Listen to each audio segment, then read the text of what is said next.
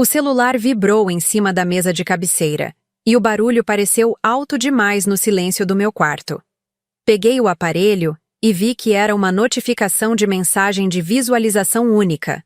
Logo abaixo, tinha um áudio. O nome de quem enviava era Augusto, o gerente do restaurante onde celebrei meu aniversário na noite anterior. Ele também foi meu primeiro namorado há muitos anos, mas isso não vem ao caso agora. O áudio era curto e a voz dele estava muito preocupada, quase sussurrando. Ele disse que eu precisava ir até o restaurante o mais rápido possível e que era urgente. Mandou eu ir sozinha, sem contar nada para o meu marido Ricardo, e entrar pela porta lateral para ninguém nos ver conversando. Naquele momento senti um aperto no peito que quase me tirou o ar. Meu estômago embrulhou e pensei que ia vomitar ali mesmo. Meu nome é Estela, tenho 52 anos e moro em São Paulo. Sou professora e sempre levei uma vida muito dedicada ao trabalho e à família. Eu tinha um casamento de 25 anos que achava perfeito. O Ricardo sempre foi presente, carinhoso, aquele tipo de marido que os amigos elogiavam. Mas aquele áudio do Augusto mudou tudo em segundos. Eu não conseguia imaginar o que poderia ter acontecido num jantar de aniversário cheio de amigos e parentes, para o gerente me chamar daquele jeito tão misterioso e ainda mandar eu esconder do meu próprio marido. Na noite anterior, estávamos em 12 pessoas comemorando meus 52 anos. Tinha meus irmãos, alguns colegas de trabalho e o casal Jorge e Patrícia, nossos melhores amigos há 15 anos. A Patrícia é 10 anos mais nova que eu e sempre foi como uma irmã. Fazíamos tudo juntas, dividíamos segredos, chorávamos uma no ombro da outra. O Jorge é um homem trabalhador e honesto, daqueles que a gente olha e pensa que ainda existe gente boa no mundo. No jantar, o Ricardo levantou a taça e fez um discurso que arrancou lágrimas de todo mundo. Ele disse que eu era a mulher da vida dele e que não sabia o que seria dos dias sem meu sorriso. Fiquei tão emocionada que levantei e dei um beijo nele na frente de todos. Eu estava feliz, realizada, achando que tinha tudo. Mas agora aquela felicidade toda parecia uma mentira gigante. Saí de casa inventando para o Ricardo que precisava passar no mercado para comprar umas coisas que estavam faltando na despensa. Ele estava sentado no sofá vendo televisão e apenas acenou com a mão, dizendo tchau, sem nem tirar os olhos da tela. Agia tão normalmente que me deu raiva. Dirigi até o restaurante com o coração batendo tão forte que sentia as pulsações no pescoço. O Augusto já estava me esperando na porta lateral, e o rosto dele estava carregado, sério de um jeito que eu nunca tinha visto. Ele não quis conversar no corredor e me levou direto para uma salinha pequena onde ficam os computadores que gravam as câmeras de segurança. Ele me disse que não conseguiu dormir depois de ver as imagens da nossa mesa na noite anterior. Ele ligou o monitor e começou a passar o vídeo. A imagem mostrava o momento exato em que eu estava rindo e conversando com o Jorge e meus irmãos do outro lado da mesa. O Ricardo e a Patrícia estavam sentados um ao lado do outro. Vi claramente quando o Ricardo colocou a mão na perna da Patrícia por baixo da mesa. Ele acariciava o joelho dela com uma calma e uma intimidade que me deram vontade de vomitar ali mesmo. A Patrícia não tentou tirar a mão dele. Ela apenas continuou sorrindo e conversando com as outras pessoas como se aquilo fosse a coisa mais comum do mundo. Como se não estivesse traindo a melhor amiga dela e o marido dela ao mesmo tempo. Depois o Augusto mostrou outra câmera que fica no corredor dos banheiros. Vi quando os dois se encontraram lá, num canto onde ninguém passava. O Ricardo segurou o braço dela com força e entregou um envelope pequeno. Eles falaram algumas coisas rápidas. Ele deu um beijo no rosto dela que demorou muito mais do que um beijo de amigos, e voltaram para a mesa em tempos diferentes para ninguém desconfiar de nada. Senti uma tontura tão forte que precisei me segurar na mesa para não cair. As pernas tremiam e a boca ficou seca. A traição do meu marido já doía horrores, mas a traição da minha melhor amiga, daquela mulher que eu ajudei tantas vezes, que chorou no meu ombro, que dizia me amar como irmã, aquilo rasgava a gente por dentro de um jeito que nem sei explicar. Agradeci ao Augusto e saí de lá sem rumo. Não queria voltar para casa. mas sabia que precisava manter a cabeça no lugar para descobrir o que estava acontecendo de verdade. Aquele envelope que o Ricardo entregou para a Patrícia não parecia ser apenas uma cartinha de amor. Comecei a pensar em todas as vezes que a Patrícia ia na nossa casa, em todas as vezes que eles ficavam sozinhos conversando, e eu achava que era apenas uma amizade bonita entre cunhados. Percebi que fui cega por muito tempo e que eles me fizeram de boba dentro da minha própria casa. Cheguei em casa e o Ricardo estava na cozinha tomando café. Ele me perguntou se tinha encontrado tudo no mercado e menti, dizendo que sim. Eu o observava e sentia uma raiva que nunca tinha sentido antes, mas não podia gritar ainda. Precisava de provas que eles não pudessem negar de jeito nenhum. Comecei a investigar a casa naquele mesmo dia. Eu sabia que o Ricardo guardava documentos importantes numa gaveta trancada no escritório. Ele sempre dizia que eram coisas chatas de imposto e de trabalho, e que eu não precisava me preocupar com nada. Quantas vezes ele me disse isso, e eu acreditei feito boba. Esperei ele sair para a academia no final da tarde. Procurei a chave daquela gaveta por todos os cantos. Revirei o armário, as caixas de sapatos e até os bolsos dos casacos dele. Acabei encontrando a chave escondida dentro de um pote de plástico na lavanderia, atrás de uns baldes e produtos de limpeza. Meu coração batia tão alto que achei que os vizinhos pudessem ouvir. Abri a gaveta do escritório e comecei a mexer em todos os papéis com as mãos tremendo. Encontrei vários extratos de uma conta bancária que eu nem sabia que existia. Eram transferências de valores altos todos os meses. O Ricardo mandava R$ 5.000 todo santo mês para uma conta no nome da Patrícia. Fiquei em choque olhando aqueles números na minha frente. Ele não estava apenas me traindo com carinhos e beijos escondidos. Ele estava usando nosso dinheiro, o dinheiro que economizamos para nossa aposentadoria, para sustentar aquela mulher. Mas o pior ainda estava por vir. No fundo daquela gaveta, encontrei uma cópia de um contrato de um apartamento pequeno no centro da cidade. O imóvel estava no nome da Patrícia, mas o Ricardo era quem pagava todas as prestações. Senti um ódio muito frio subir pelo corpo. Eles estavam construindo uma vida para os dois com meu dinheiro e meu esforço. Eu sempre trabalhei muito como professora e nunca reclamei de economizar para termos um futuro bom. Enquanto eu planejava viagens para nós 4, passeios de fim de semana, jantares para comemorar a amizade, eles planejavam me deixar sem nada. Guardei tudo exatamente como estava e tranquei a gaveta. Coloquei a chave de volta no pote de plástico na lavanderia e fui para meu quarto. Precisava de um plano. Naquela noite não consegui fechar os olhos. O Ricardo dormia tranquilamente ao meu lado e eu ficava olhando para o teto, montando o quebra-cabeça na cabeça. Lembrei que a Patrícia andava usando roupas muito mais caras, bolsas de marca e perfumes que custavam caro. Ela sempre dizia que eram presentes do Jorge ou que a loja dela estava indo muito bem, mas agora eu sabia a verdade. Era meu marido quem pagava por todo aquele luxo dela. Cada batom, cada sapato novo, cada unha feita, tudo saía do nosso bolso. No dia seguinte, liguei para o Jorge. Precisava saber se ele desconfiava de alguma coisa. O Jorge é um homem muito bom, mas sempre confiou demais na Patrícia. Marquei de encontrar com ele numa padaria bem longe das nossas casas para ninguém nos ver. Quando ele chegou, parecia tranquilo, até meio preocupado comigo. Fui direta ao ponto. Contei tudo que vi nas câmeras do restaurante e mostrei as fotos que tinha tirado dos extratos bancários e do contrato do apartamento.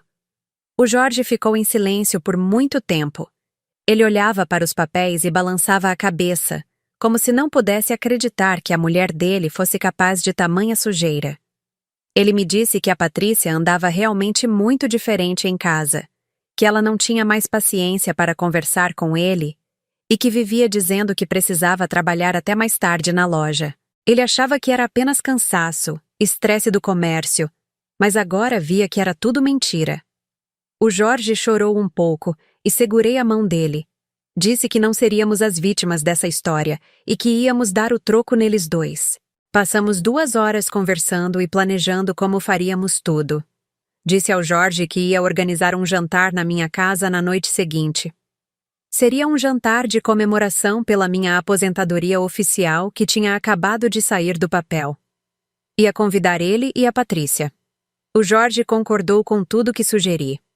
Ele disse que ia agir normalmente em casa, mesmo sendo muito difícil olhar para a Patrícia sabendo de toda a verdade. Voltei para casa e comecei os preparativos para o jantar. Comprei vinhos caros, carne de primeira, e arrumei a mesa com muito cuidado. O Ricardo ficou todo animado, achando que eu estava muito feliz com minha nova fase de vida. Ele até me ajudou a escolher as taças e as músicas para a noite. Olhava para ele e pensava em como conseguia ser tão falso. Ele me dava beijos e dizia que me amava, enquanto o extrato do banco mostrava a traição dele todos os meses. 5.000 reais saindo da nossa conta para ela, mês após mês. A Patrícia me mandou uma mensagem perguntando se precisava levar algum prato ou bebida. Respondi que não, que queria que ela fosse apenas para ser bem servida. Escrevi aquilo com um gosto amargo na boca, mas o teatro precisava continuar. Queria que eles se sentissem muito seguros na minha casa, para que não suspeitassem de nada.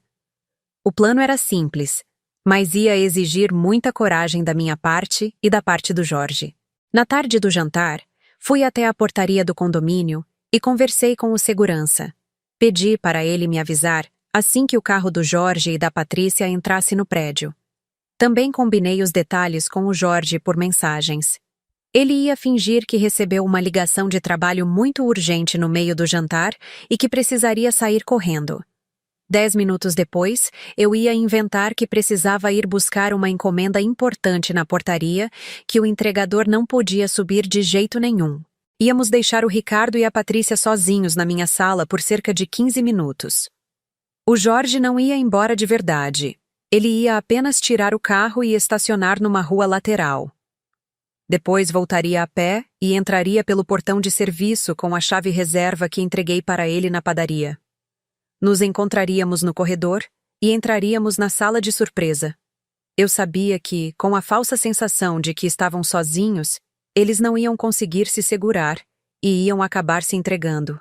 Era só questão de tempo. Eram 7 horas da noite quando a campainha tocou. Eram eles. A Patrícia entrou na minha casa com um sorriso enorme no rosto. Me deu um presente e um beijo carinhoso. Ela estava usando um perfume muito forte, que tomou conta da sala toda. Provavelmente era um perfume caríssimo que meu marido tinha comprado para ela com nosso dinheiro. O Ricardo veio logo atrás, deu um abraço no Jorge e os dois começaram a conversar sobre futebol. Senti meu estômago embrulhar de nojo, mas respirei fundo e servi o primeiro vinho da noite. A festa da mentira deles estava prestes a terminar. Sentamos para jantar e a conversa fluía normalmente. O Ricardo contava piadas e a Patrícia ria de um jeito exagerado, jogando a cabeça para trás e tocando no braço dele. Eu e o Jorge trocávamos olhares rápidos, mas ninguém percebia. A Patrícia estava tão à vontade na minha casa, comendo na minha mesa, bebendo meu vinho, enquanto dormia com meu marido pelas costas. A cara de pau dela era tanta que me dava vontade de jogar o vinho na cara dela ali mesmo, mas eu me segurava. No meio do jantar, o celular do Jorge tocou em cima da mesa. Era o alarme que ele tinha programado. Ele pegou o aparelho, fingiu que atendeu uma ligação e fez uma cara de muita preocupação. Levantou da mesa e começou a andar pela sala, falando coisas do tipo: "Como assim desabou? Mas eu conferi tudo ontem." Depois de uns 2 minutos, ele desligou e voltou para a mesa com cara de quem tinha acabado de receber a pior notícia da vida. A Patrícia fingiu que estava chateada e disse para ele ir logo resolver tudo. Ela segurou a mão dele e disse com aquela voz melosa que me dava asco: "Vai, amor, resolve isso e volta logo." O Jorge se despediu de todos, me deu um beijo no rosto e saiu. O Ricardo disse que era uma pena, mas que continuaríamos o jantar. Ele encheu a taça dele de vinho e a taça da Patrícia também. Eu via os dois se olhando e sentia a tensão no ar. Passaram 10 minutos e comecei a segunda parte do plano. Olhei para o relógio e fiz uma cara de quem lembrou de algo importante. Disse que o entregador de uma encomenda que esperava há dias tinha acabado de mandar mensagem dizendo que estava na portaria e que precisava descer para assinar o papel. Era uma encomenda muito cara e não podia ficar na portaria até amanhã. O Ricardo disse para eu ir tranquila que ele ficaria ali conversando com a Patrícia. Levantei da mesa, peguei a bolsa e saí do apartamento. Fechei a porta e fui até o corredor. O Jorge já estava lá me esperando, escondido perto da escada de serviço. Ele tinha voltado em menos de 5 minutos. Ficamos em silêncio por alguns minutos, apenas ouvindo o barulho do elevador subindo e descendo. Meu coração parecia que ia sair pela boca. As mãos suavam frio e minha respiração estava descompassada. Esperamos o tempo que tínhamos combinado. Cada segundo parecia uma eternidade. Eu imaginava o que eles estavam fazendo lá dentro, na minha sala, no meu sofá, com a minha comida ainda quente na mesa. A raiva que sentia era tão grande que minha visão ficava turva. O Jorge me olhava e eu via que ele estava sofrendo também. Nenhum de nós merecia aquela traição. Depois de 15 minutos, fizemos um sinal um para o outro e caminhamos bem devagar até a porta de entrada. Coloquei a chave na fechadura com muito cuidado para não fazer barulho. Girei a chave bem devagar e abri a porta de uma vez. O que vimos na sala foi exatamente o que eu esperava, mas ainda assim doeu muito. Doeu de um jeito que nem sei explicar. O Ricardo e a Patrícia estavam agarrados no sofá. Ele estava com a mão por dentro da blusa dela, e ela estava com as pernas por cima dele. Os dois estavam tão entretidos, tão envolvidos naquilo, que nem ouviram a porta abrir. Foi só quando o Jorge deu um passo para frente que eles levaram um susto tão grande que quase caíram no chão. "Mas o que é isso?" Gritei com toda a minha força. O Ricardo ficou pálido, branco que nem papel. Ele tentava ajeitar a camisa e não conseguia falar nada. A boca abria e fechava, mas não saía som nenhum. A Patrícia se levantou rápido, tentando se cobrir, ajeitando a blusa toda amassada, com uma cara de pavor que nunca vou esquecer. Os olhos dela estavam arregalados, e ela tremia inteira. O Jorge entrou logo atrás de mim, e o olhar dele para a Patrícia era de puro desprezo. Um desprezo frio, daqueles que machuca mais que qualquer grito. "Então é esse o trabalho urgente que você tem na loja, Patrícia?" O Jorge perguntou com a voz muito calma, mas muito dura. Era uma calma que assustava. A Patrícia começou a chorar. Aquele choro falso que ela sempre fazia quando queria manipular alguém. Ela tentava dizer que não era o que estávamos pensando, que foi apenas um momento de fraqueza, que eles tinham bebido demais. Como se 15 minutos fossem suficientes para alguém ficar bêbado com 2 copos de vinho. O Ricardo tentou vir na minha direção, dizendo que podia explicar tudo, que aquilo não significava nada. Ergui a mão e mandei ele não dar mais nenhum passo. Minha voz saiu tão firme que até eu me assustei. "Eu já sei de tudo, Ricardo. Vi vocês no restaurante. Vi os extratos do banco. Vi o contrato do apartamento que você comprou para ela com nosso dinheiro", disse, sentindo as lágrimas descerem, mas com a voz muito firme. O silêncio tomou conta da sala. Era um silêncio pesado, sufocante. Eles não tinham mais como mentir. Não tinham mais como inventar desculpas. A verdade estava ali, escancarada, no meio da sala. O Ricardo se sentou no sofá e escondeu o rosto nas mãos. A Patrícia continuava soluçando, mas ninguém foi confortar ela. Ninguém teve pena. Peguei meu celular e mostrei as fotos dos extratos bancários para o Ricardo. Mostrei o contrato do apartamento. Mostrei também as capturas de tela das câmeras do restaurante que o Augusto tinha me enviado. O rosto dele foi ficando cada vez mais branco.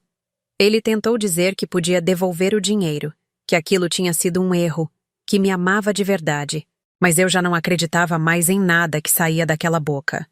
25 anos de casamento jogados no lixo. 25 anos em que trabalhei, economizei, planejei nosso futuro, enquanto ele gastava nosso dinheiro com a amante. E pior, com minha melhor amiga. O Jorge se aproximou da Patrícia e jogou na cara dela tudo o que sabia. Ele disse que ela era uma mentirosa, uma aproveitadora, que ele tinha trabalhado feito um condenado para dar conforto para ela, enquanto ela o traía com meu marido. A Patrícia tentou se justificar. Disse que se sentiu sozinha, que o Jorge trabalhava demais e nunca estava em casa. Mas ele não quis nem ouvir. Quero você fora desta casa agora, Ricardo. Pegue apenas o básico e saia. Os advogados vão resolver o resto amanhã, falei, apontando para a porta. O Jorge olhou para a Patrícia e disse que ela também não precisava voltar para a casa deles. Ele disse que ia mudar as fechaduras e que ela que fosse morar no apartamento que o Ricardo comprou. Afinal de contas, os dois mereciam um ao outro. O Ricardo tentou argumentar, disse que não tinha para onde ir, que aquela era a casa dele também. Mas eu já tinha me informado com advogados. A casa estava no meu nome porque foi comprada com dinheiro da herança que recebi da minha mãe. Ele não tinha direito nenhum ali. Eles dois saíram da minha casa sem dizer mais nenhuma palavra. A Patrícia chorava e o Ricardo andava de cabeça baixa. A porta se fechou e eu me senti, pela primeira vez em muitos dias, em paz. Era uma paz estranha, misturada com dor, mas era paz. O Jorge ficou ali comigo por mais 1 hora. Tomamos um copo de água e conversamos sobre como a vida pode mudar rápido. Ele me agradeceu por ter tido a coragem de contar a verdade para ele. Eu disse que fomos fortes e que agora íamos cuidar da nossa vida. Quando ele foi embora, olhei para minha sala vazia e percebi que eu não estava sozinha. Eu tinha a mim mesma. E isso era mais do que eu tinha antes. Passei os dias seguintes resolvendo toda a parte burocrática do divórcio. Descobri que o Ricardo tinha desviado muito mais dinheiro do que eu imaginava. Não eram apenas os R$ 5.000 mensais que ele mandava para a Patrícia. Ele tinha aberto uma conta conjunta com ela e depositava valores extras sempre que sobrava alguma coisa. Tinha mês que eram R$ 7.000, tinha mês que eram R$ 10.000. Ele usava desculpas de reformas na casa, de gastos com o carro, de investimentos que nunca existiram. Meus advogados conseguiram bloquear tudo. A conta conjunta foi congelada e o apartamento que estava no nome da Patrícia entrou na partilha de bens. O Ricardo tentou me ligar várias vezes, mandou mensagens pedindo perdão e dizendo que a Patrícia tinha sido um erro, que ele tinha se deixado levar, que estava arrependido, mas eu não respondi nenhuma mensagem. Bloqueei o número dele e segui em frente. Não tenho lugar para traidores na minha vida. Minha irmã mais velha, a Célia, ficou sabendo de tudo e veio passar uns dias comigo. Ela me ajudou a arrumar as coisas da casa, a jogar fora tudo que era do Ricardo e que ele não levou. Foram 3 sacos enormes de roupa, sapatos, papéis velhos e lembranças que não significavam mais nada. Cada coisa que eu jogava fora parecia tirar um peso das minhas costas. Era como se eu estivesse limpando a casa e a alma ao mesmo tempo. A Célia me contou que a notícia da traição se espalhou rápido entre nossos conhecidos. As amigas do grupo de caminhada já sabiam de tudo. As vizinhas comentavam no elevador. A Patrícia perdeu a amizade de todos. Quando a história se espalhou, ninguém quis mais saber dela. As pessoas que antes elogiavam o casamento dela com o Jorge, agora falavam mal dela pelas costas. Ela tentou dar a versão dela da história, dizendo que eu e o Jorge éramos uns exagerados, que aquilo tinha sido só um beijo, mas ninguém acreditou. As câmeras do restaurante não mentiam. O Jorge também entrou com o pedido de divórcio e não deu nada para ela além do que a lei mandava. Ele conseguiu provar que ela tinha recebido dinheiro do Ricardo durante anos e usou isso para diminuir o valor que teria que pagar de pensão. A loja que a Patrícia dizia que estava indo tão bem, na verdade, estava cheia de dívidas. Ela tinha pego empréstimos usando o nome do Jorge sem ele saber. Quando tudo veio à tona, o Jorge ficou com uma raiva tão grande que nem quis mais conversar com ela. Ele resolveu tudo pelos advogados. Eles dois acabaram ficando juntos por um tempo naquele apartamento pequeno no centro. O Ricardo perdeu o emprego porque a história chegou até a empresa onde ele trabalhava.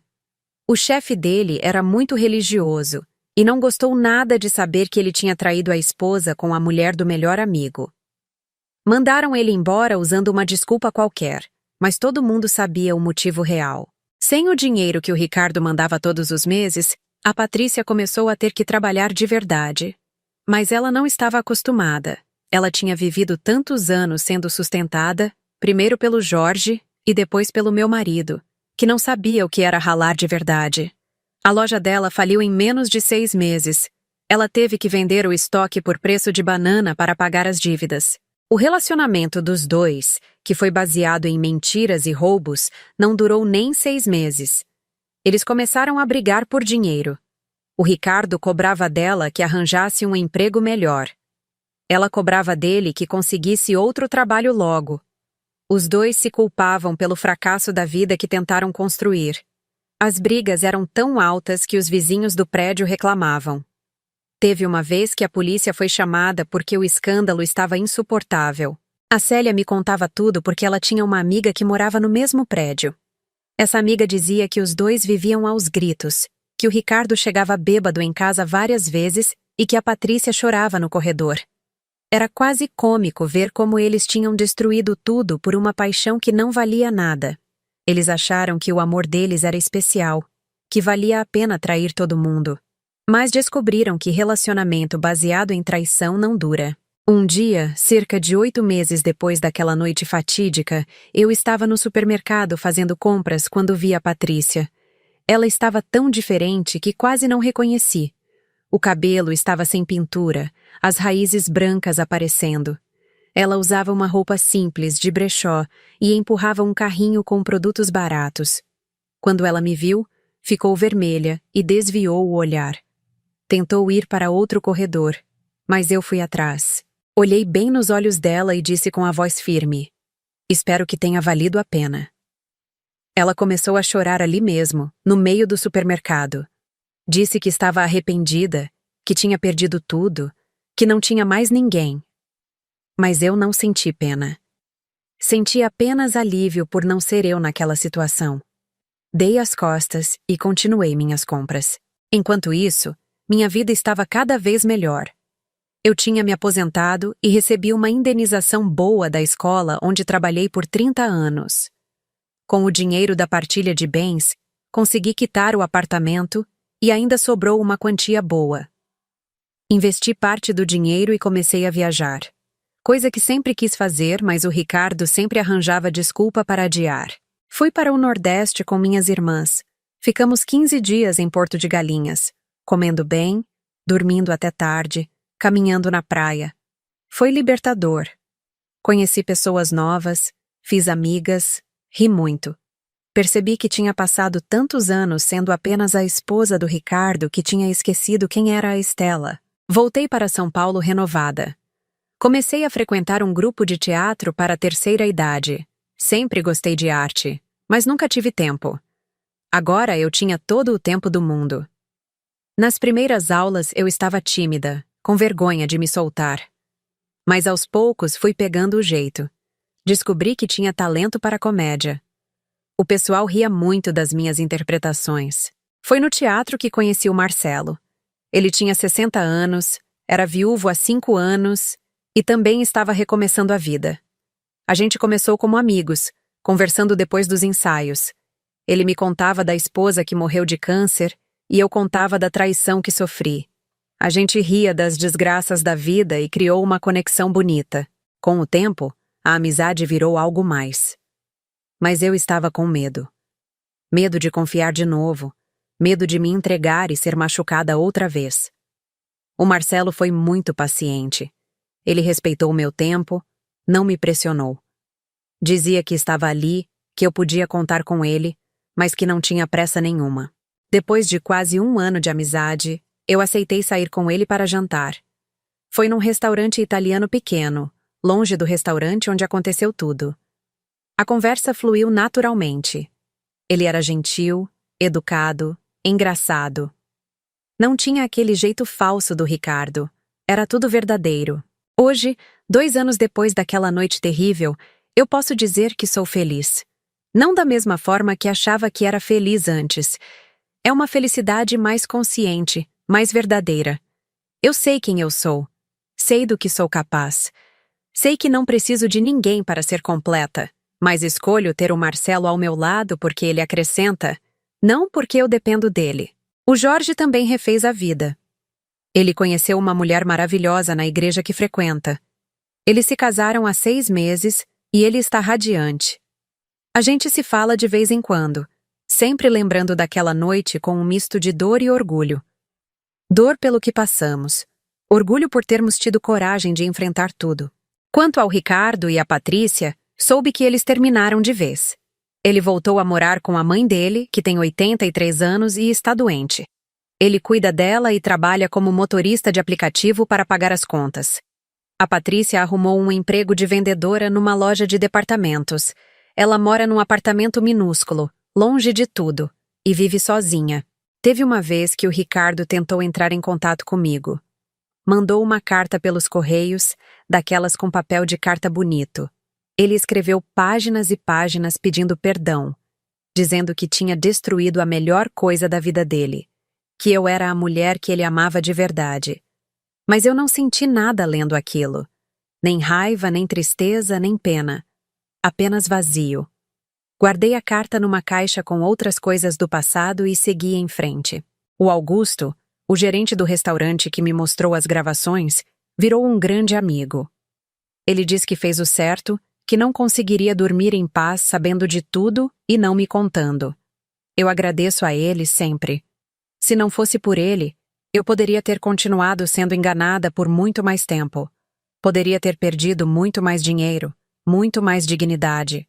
Aprendi várias lições nesses 2 anos. Aprendi que a idade não importa quando o assunto é recomeçar. Aprendi que a amizade verdadeira não trai. Aprendi que o dinheiro que é da gente precisa ser cuidado com atenção. Aprendi que confiar é bom, mas verificar é melhor.